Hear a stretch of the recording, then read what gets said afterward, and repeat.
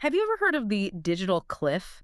It's that moment you run an HDMI cable just, a few feet too long. Yeah. And instead of getting a snowy picture like in the old analog days, you just get nothing, a black screen. It's the absolute bane of every AV installer's existence. You hit, what, 15, maybe 20 feet with a standard cable, and physics just says nope. Exactly. So today we're looking at a piece of kit designed to completely bypass that cliff. We're doing a deep dive on the Kramer TP-590T. Right, it's a high-performance HDBaseT 2.0 transmitter.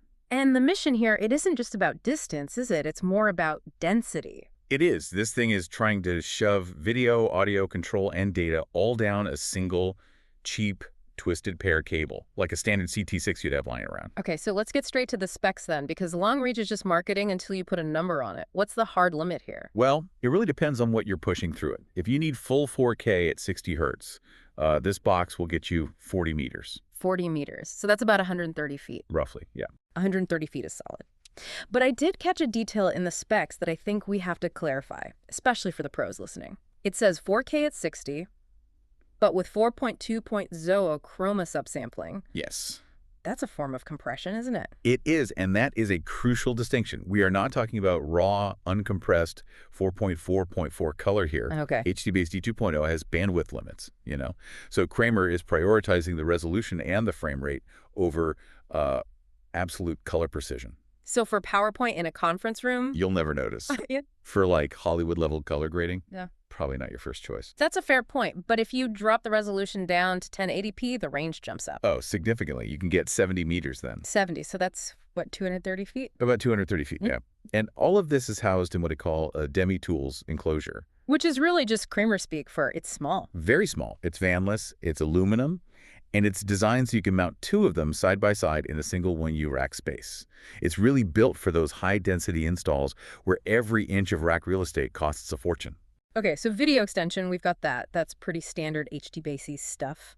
But digging through the datasheet, the thing that really jumped out at me, the thing that differentiates this unit was the USB integration. That is the real utility here. It's got flexible USB 2.0 extension. But isn't USB 2.0? I mean, isn't that pretty standard now? Why is that a headline feature? Because of how it's used. It totally transforms the endpoint. You're not just sending a picture to a screen anymore. You are creating an entire workstation.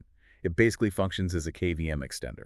So you could have a server locked away in an IT closet. Exactly. A high-powered server, climate-controlled 130 feet away, and someone in a boardroom just plugs in a mouse and keyboard and controls it with zero perceived latency. And it's bidirectional, too. It is. And that also applies to the RS-232 and the IR control signals. You can control the projector from the server rack, or you can control the Blu-ray player in the rack from the boardroom. It's a two-way street. And we probably shouldn't skip over the audio capabilities. Definitely not. It supports up to 32 channels of digital stereo uncompressed signals. I mean, it's ready for studio-grade surround sound if the situation calls for it. No, we have to talk about the handshake. I feel like half the trouble tickets in the AV world are just ED-died failures. Ugh, it's the worst. The source and the screen, they just fail to agree on a resolution. Right. You plug it in, the screen flickers for a second, and it just gives up. So Kramer addresses this with something they call IED Pro. Which does what? Exactly. It's an intelligent processing algorithm.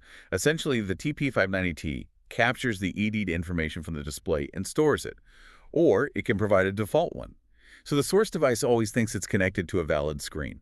It just forces the handshake to succeed. So it spoofs the connection so the laptop doesn't freak out. Precisely. It's like plug-and-play insurance. Okay, so looking at the market, HDTV Supply has this listed for around $388, which is down from an MSRP of $485. Where does that price point sit for you? For a commercial installation, I'd say that's competitive.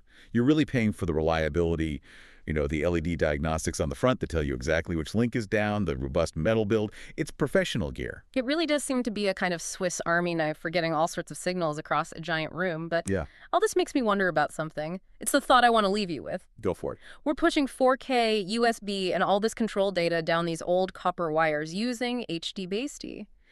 But as we start looking towards 8K and beyond, are devices like this, like the TP-590T, are they the absolute peak of what physical cabling can do? Or are we just inevitably moving to a world of AV over IP that makes these point-to-point extenders obsolete? That is the billion-dollar question, isn't it? Hmm. But I'll say this, until the day that networks are absolutely perfect, copper is still king.